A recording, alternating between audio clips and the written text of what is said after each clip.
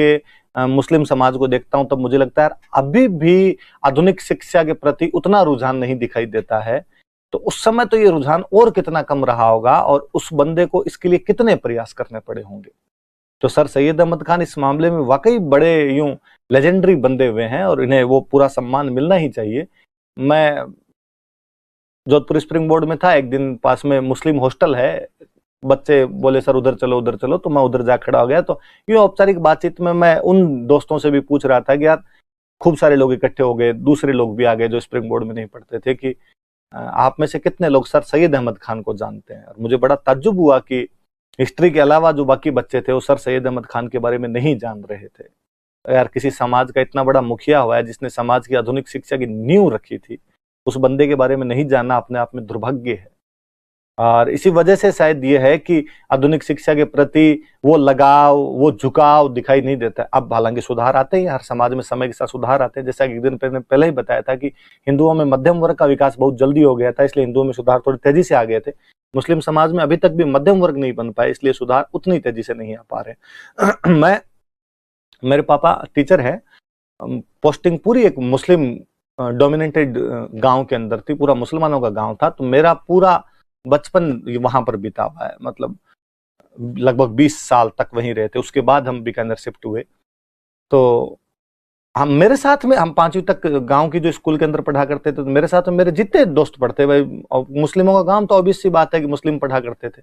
5वीं के बाद में हम वहां जो भी हिंदू हुआ करते, सिख भी हुआ करते, हम अक्सर छठी क्लास के अंदर तहसील की स्कूल के अंदर जाते, वहां पर जो मॉडर्न एजुकेशन है, जो एजुकेशन सिस्टम हम पढ़ते हैं, इस एजुकेशन के अंदर जाते। क्योंकि मेरे साथ वाले वो जो जितने भी दोस्त थे वो 5वीं के बाद में किसी मदरसे में एडमिशन ले। हालांकि हमारे गांव में भी मदरसा था और उस मदरसे के अंदर मैं खुद बाकायदा 5वीं तक तो मैं उसमें कई बार गया हुआ हूं। अलिफ बे ते पे से मेरे सीखे हुए उसके अंदर बैठ के कि पापा भेज दिया करते कि यार तुम ही चले जाओ, उर्दू सीख लो, थोड़ी बहुत ये चीजें भी आ जाएगी। तो शुरुआत में हालांकि बड़ा जोर आता था कि यार 6 घंटे स्कूल जाके आओ, और घर वाले आते ही बाद में कहते कि तुम मदरसे और चले जाओ। तो कई बार बंक वंक मार लेते, नहीं जा पाए, ढंग से सीख नहीं पाए। मेरी आज भी दिली तमन्ना है कि मैं वो भाषाएं सीखूं और वो भाषाएं आनी भी चाहिए अपने को। पर वो मेरे जो साथी थे वो 5वीं तक तो उधर जाते ही थे, 5वीं के बाद में वो इधर वाले एजुकेशन से पूरे कट जाया करते थे, और इधर वाले एजुकेशन से पूरे कट के और उधर पूरी तरीके से मदरसे वाली एजुकेशन लेनी शुरू कर दिया करते थे। इसलिए उनमें नौकरियां थी नहीं, ठीक है ही नहीं, मतलब गवर्नमेंट नौकरी। अभी मैंने पिछले दिनों सुना था कि एक बच्ची टीचर लगी है, और बड़े खुशी की बात थी कि यार उन अपने जो आसपास के लोग थे उनके अंदर एक मुस्लिम बच्ची है, वो अब टीचर लगी है। इस बार सब इंस्पेक्टर वाले जब बैच बनाए तो गांव का एक बच्चा मेरे पास में आया, और अब इतने साल हो गए छोड़े हुए, तो हालांकि वो टाबर ही है तो वो मुझे नाम से ही जानता था। उसके पापा का फोन आया कि मैंने सुना है कि तू वहां पे पढ़ाता है और ऐसे ऐसे मैं बच्चे को भेज रहा हूं। मैं इस बात पे भी बड़ा खुश था कि यार उस समाज में से भी लोग निकल के आ रहे हैं। वो जब आया तो मुझे खूब अच्छा लगा। मैंने उसको समझाया कि तू सिलेक्शन का ये तो करवाना ही है अपने को, पर तू पढ़ना खूब अच्छा सा।